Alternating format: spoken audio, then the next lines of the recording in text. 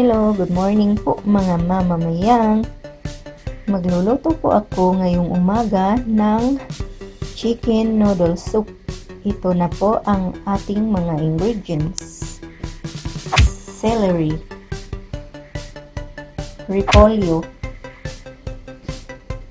tapos puti na sibuyas, tapos Knorr chicken cubes, tapos carrots, tapos chicken, tapos itong pasta.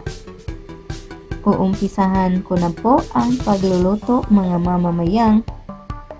Mga mamamayang, pakilagyan po pala ng mantika ang inyong kaldero kasi gigisahin natin ito. Ating lulutuin pero konti lang. Ito po ang gamit ko na mantika. Ito na po mga mamamayang na ilagay ko na ang ating kaldero sa stove, pero painitin ko lang siya kasi mayroon pang tubig na konti dahil hinuhugasan ko muna ito bago ko isalang dito sa ating apoy. Ayan na po mga mamamayang, ready na. Lagyan ko na po ng konting mantika ang ating kawali para maigisa ko na ang ating sibuyas. Ayan na po mga mamamayang. Ngayon ilagay ko na po ang ating mantika. Hihinaan ko lang po ang apoy para hindi masusunog ang ating sibuyas. Ilagay ko na po ang ating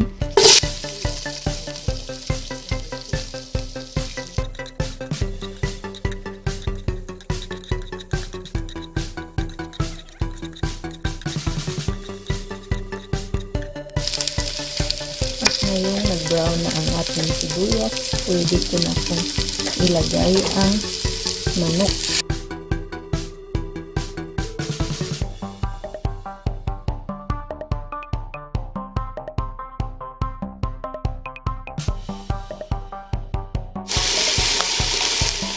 Mga mamamayang, bago ko po pala takpan ito, lagyan ko po muna ng sabaw.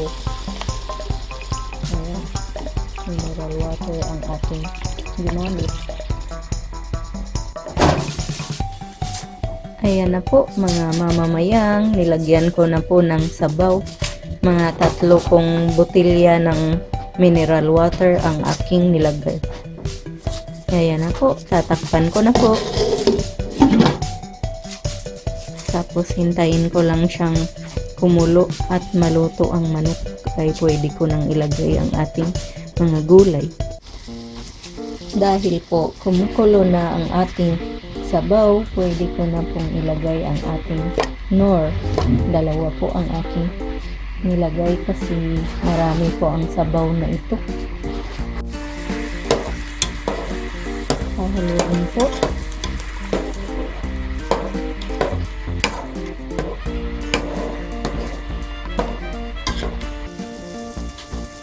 Yan na po mga mamamayang.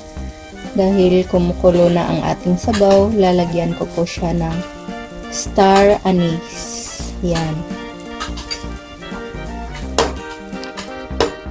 Isa lang po ang nilagay ko kasi malaki po ang star anise na yan. Tapos pwede ko na pong isunod ang ating carrots. Pagkatapos ay hahaluin lang po. Tapos maglalagay rin po pala ako dito ng ground black pepper, pero konti lang. Oops, mausok. Tatakpan ko po muna uli.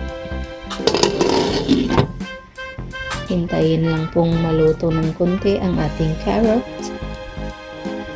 Ayan na po mga mamamayang. Lagyan ko na po ng kaunting brown black pepper.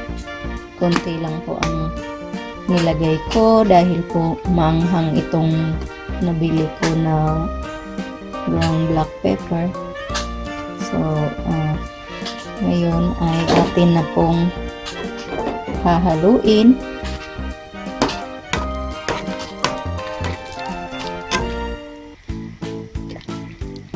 At ngayon pong nahalo ko na ang ating sabaw, pwede ko na pong isunod ang celery sa paglagay dito sa ating kumukulong kaldero. Ayan, pahaluin lang po uli.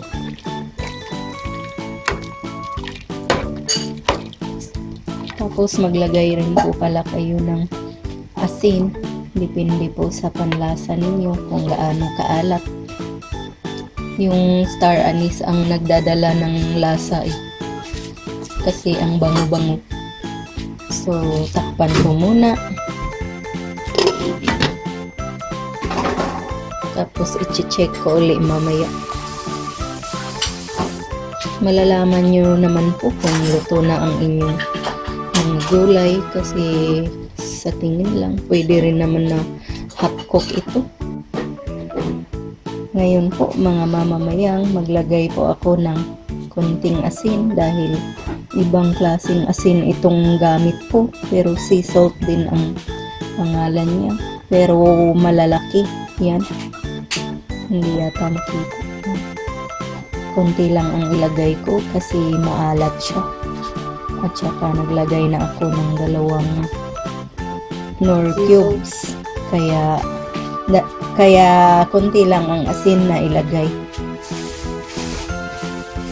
Ayan na po. Tatakpan ko na po ulit.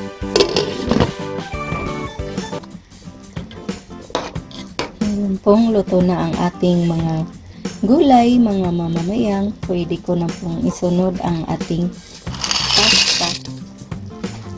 Ayan. Konti lang ang ilagay niyong pasta para hindi tumuyo ang inyong sabaw. Ayan po. Hihintayin ko lang pong maluto ang ating pasta. So, tatakpan ko po muna ito ng mga 10 minutes. Ayan na po, mga mamamayang. Dahil po luto na ang ating pasta, itatapon ko na po itong star anise. Nakuha ko na po. Itatapon ko na po ito. Pagkatapos ay isunod ko na ang ating repolyo. Ayan na, mga mamamayang. Isunod na po ang ating repolyo. Ito po ang pinakahuli na nilagay kasi madali lang siyang maluto. Hahaluin po natin.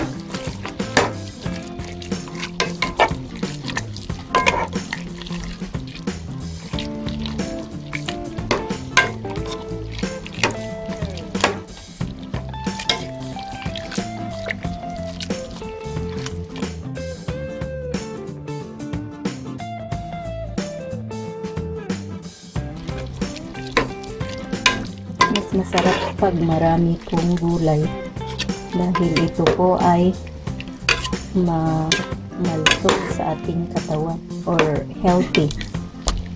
Kaya damihan niyo po ang gulay. Ayan na po mga mamamayang, luto na ang ating chicken noodle soup. So, kukuha na ako para ilagay dito sa aking bowl.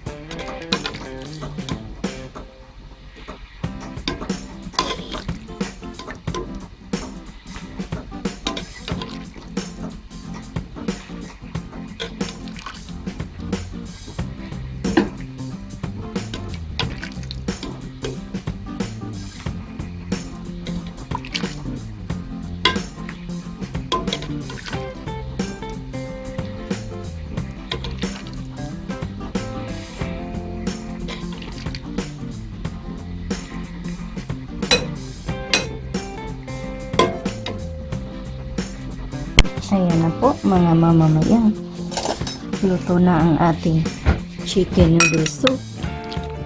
Kakain na po ito. Sana po nakuha ninyo ang ating recipe ngayon. Sana po mag-like kayo at mag-subscribe. Ito po ang inyong Ate Mayang na nagsasabi, mabuhay!